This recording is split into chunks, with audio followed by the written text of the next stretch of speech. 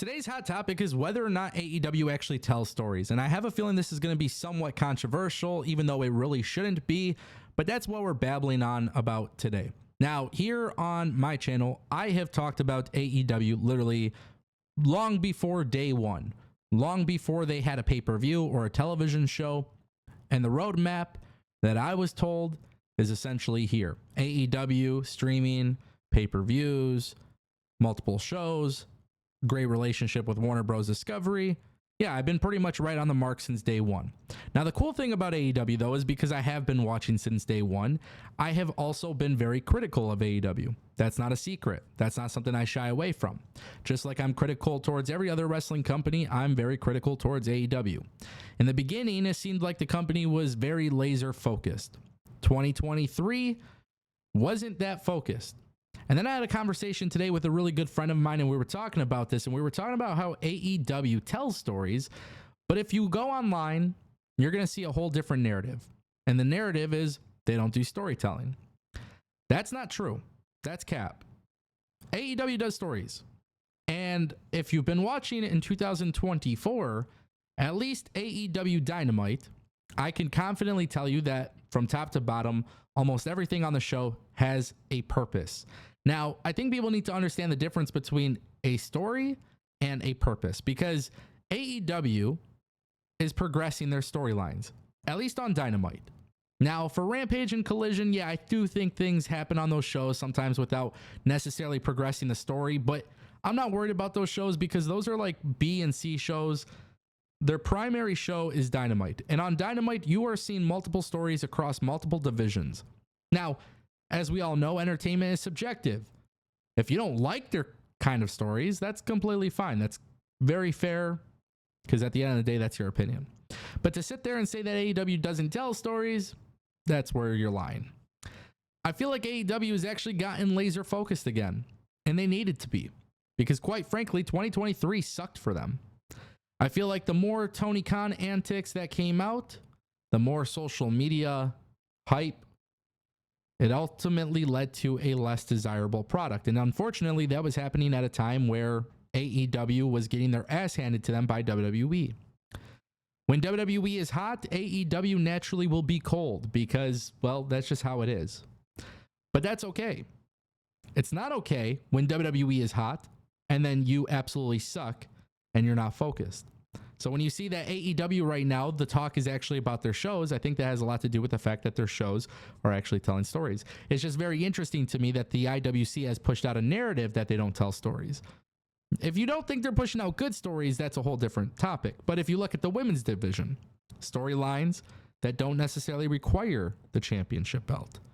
If you look at the men's division, you have storylines that don't necessarily require a championship belt.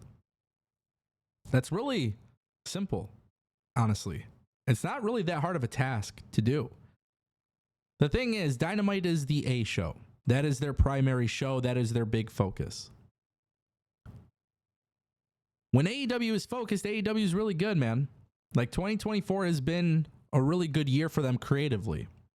But then you'll have some dweebs sit there and say, no, it's not good. Look at the crowd. Look at the attendance. Look at the smaller venues. Look at the ratings. Look at this. And it's so funny how people try to use numbers and money as a way to tell you whether something is good or bad. And this is why this topic becomes so controversial, because people think there is a direct correlation between entertainment and what is entertaining and whether or not asses are in seats. Look, guys, there's a million reasons why somebody might not want to go to an AEW show. There's a million reasons why somebody might not want to go to a WWE show. And then you got to factor in real life. People got bills. People got other priorities. Maybe it costs too much. Maybe you have medical bills to pay for and you can't afford to go to AEW or WWE. That doesn't mean they're not sitting at home watching it and enjoying it. That doesn't mean they're not sitting at home and enjoying it and tweeting about it either, because sometimes people just like to watch their stuff without talking about it. I actually found myself personally enjoying wrestling a lot more when I don't live tweet about it.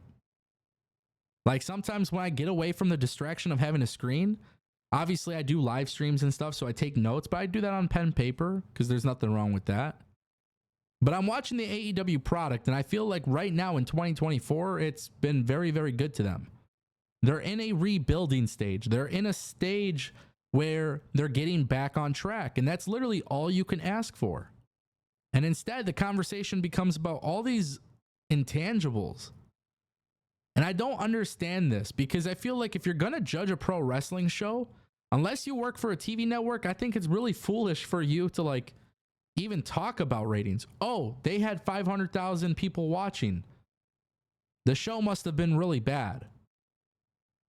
And those same people who say this, I always ask them, I just tell them, I say, hey, can you tell me how ratings are calculated?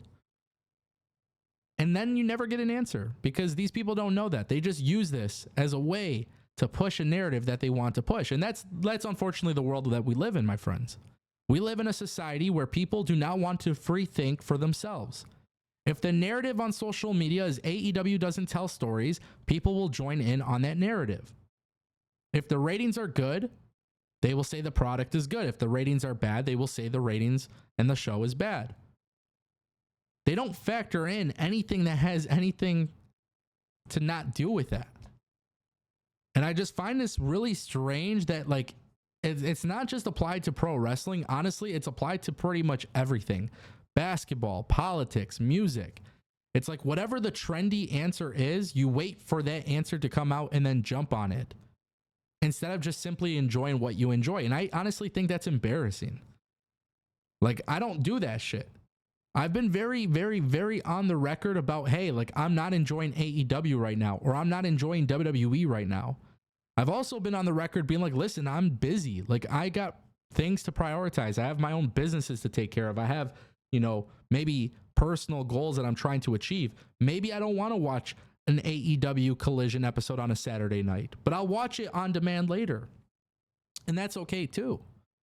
Like, there's literally nothing wrong with that. I think everybody's just so caught up in like these, let's push a narrative instead of like just kind of watching it and figuring it out for yourself, whether or not it's a product for you.